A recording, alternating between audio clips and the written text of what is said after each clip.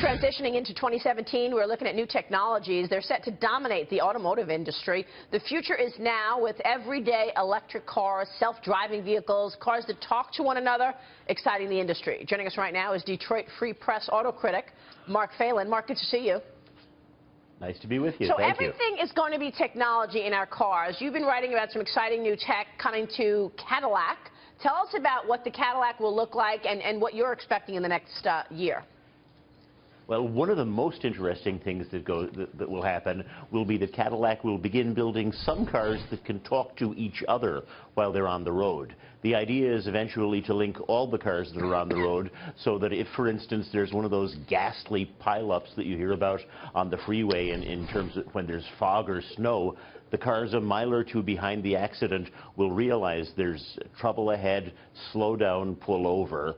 It's the kind of thing that, creates a theoretically seamless network of cars and even traffic lights, train, railway stations, all talking to each other to make sure things run more smoothly and more safely. So when you say talk to each other, it's giving the car behind it a signal that something's awry. Absolutely right. It's saying there's braking ahead, somebody's airbags just went off, there's 5 cars that came to a sudden stop, whatever it may be. Theoretically, when enough cars are equipped with this system, they can share all that information. So, Mark, can I just ask a question about how people should think about this? I think a lot of people would hear this and think that's a little scary, cars taking over, the technology taking over. What's the data show in terms of the safety of this kind of thing versus human driving, as it were?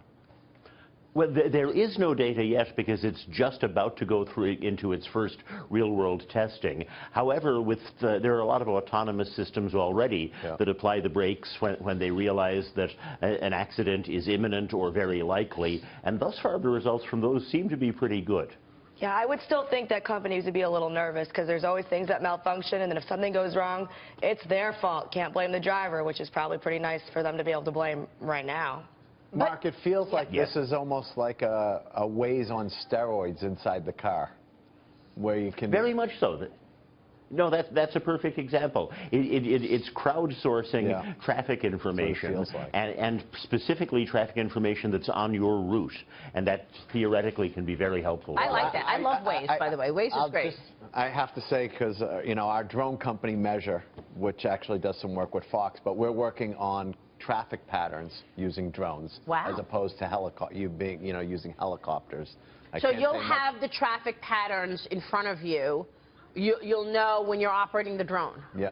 The drone will kind of, predict where you are going, and then it will be able to come down on, Fox radio. Yeah. You'll be able to see it. So there's going to be a lot of this competition on traffic because the truth is people put it on their radio. Yeah, but what's the impact? I mean, for example, what I want to know is, in terms of what the car knows about you and what you're doing. I mean, if there's an accident and the car has microphones and everything that's going on within the car is recording you, and then that's going to be given to the insurance company, how does that impact, if you're going to get insurance? I mean, all of this is connected, isn't it? There are risks here.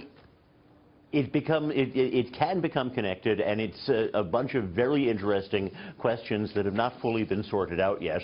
One of the things that people will probably have the opportunity to do is check off how much information their insurance companies can get about how they drive, when they drive, where they drive, and if all of your driving conforms to a particularly safe pattern, you get a break.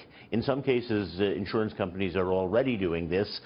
The new technologies will enable more of that, but there should be privacy, safeguards built into it, and I would think built into law. They need to do it for we don't want potholes is what they need to them. do it for. They need to tell us in advance where these freaking potholes are. That honestly, my tires keep getting...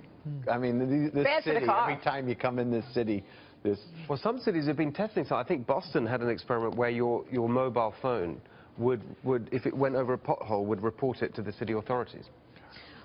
There you go. Exactly, and the cars can do the same thing. Yeah, the suspension can tell you somebody just blew a tire. Really fascinating stuff. And this is not 20 years. This is in 2017. So absolutely. We should all get ready for that. Mark, great insights. Thanks so much. Thank you. We'll see you soon. Mark Phelan there. Coming